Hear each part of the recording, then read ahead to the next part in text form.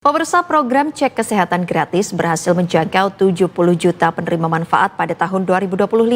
Di tahun ini pemerintah menargetkan sebanyak 130 juta penerima manfaat yang salah satunya direalisasikan pada momentum arus mudik dengan menargetkan para pengemudi.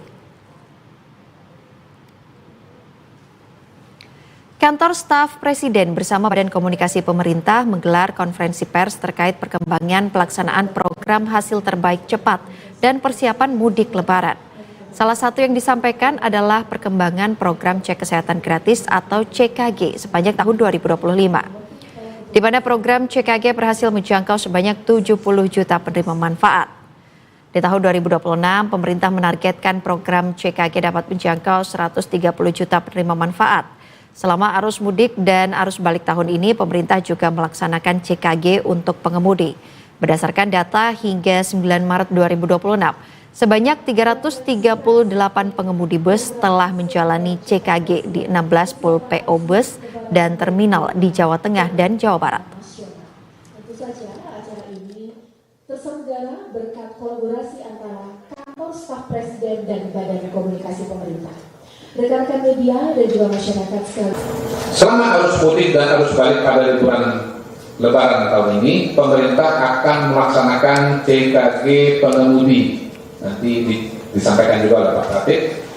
Pada saat ini, berdasarkan data sementara 9 Maret 2026 yang diterima KSP dari Kemenko PMK, sebanyak 338 pengemudi telah menjalani CKG di 16 pul PO Bus dan terminal di Jawa Tengah dan Jawa Barat. Pemerintah akan terus memperluas ke daerah-daerah lainnya. Tahun ini diperkirakan CKG pengemudi dapat meningkat dibandingkan tahun sebelumnya karena Bapak Presiden memberi perhatian lebih, ya, yang tujuannya agar semua warga yang mudik dipastikan dibawa oleh pengemudi yang sehat.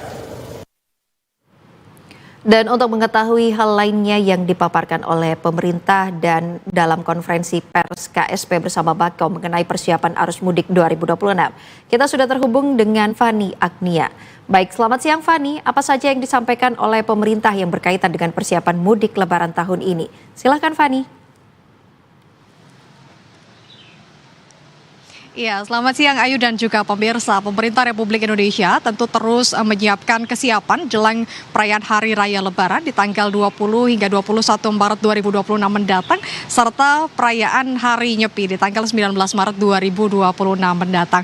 Tentu dalam konferensi pers ini tadi digelar oleh KSP serta Badan Komunikasi Pemerintah yang menghadirkan dua narasumber, diantaranya ada Menteri Koordinator Bidang Infrastruktur dan Pembangunan Kewilayahan serta Menteri Koordinator Bidang Pembangunan Manusia dan Kebudayaan. Dipaparkan dari data yang sudah dikumpulkan, memang di tahun ini diprediksi untuk pemudik yang akan melakukan perjalanan ada di angka 143 juta jiwa. Dengan menggunakan moda transportasi yang paling tinggi digunakan ini ada di transportasi ataupun kendaraan roda 4 yaitu mobil dengan angka ataupun presentasi di 73 juta orang. Kemudian pemirsa, untuk destinasi tujuan yang paling banyak dikunjungi nantinya diprediksi akan ada di Provinsi Jawa Tengah, ini di angka 38 juta jiwa, kemudian disusul oleh Provinsi Jawa Timur.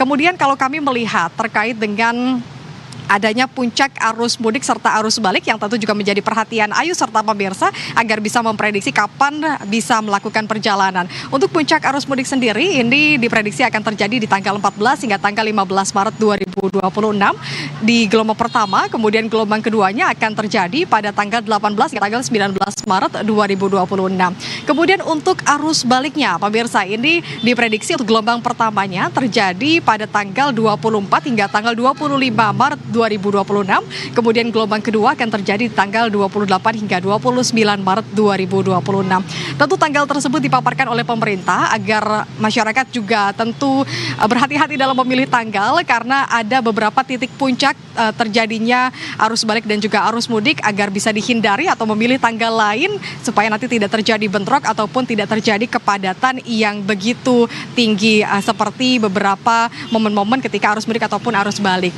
Dan tidak hanya itu pemirsa, dalam hal ini pemerintah juga tentu memberikan diskon sejumlah angkutan mulai dari angkutan kereta api sebesar 30% untuk kelas ekonomi.